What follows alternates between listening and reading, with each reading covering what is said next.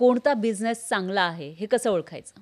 जेव्हा तुम्ही कोणता बिझनेस हे तुमच्यासाठी योग्य आहे हं. का ह्याच्यामध्ये ग्रोथ आहे हे सगळ्यात आधी काय करा, तुमचा प्रोडक्ट बघा आधी, नंबर वन. हं. आणि मग देशाला ती प्रोडक्टची गरज कशी पडणार आहे, अच्छा. आत्ता कशी गरज आहे आणि पुढे जाताना कशी गरज आहे, ते एक बघा.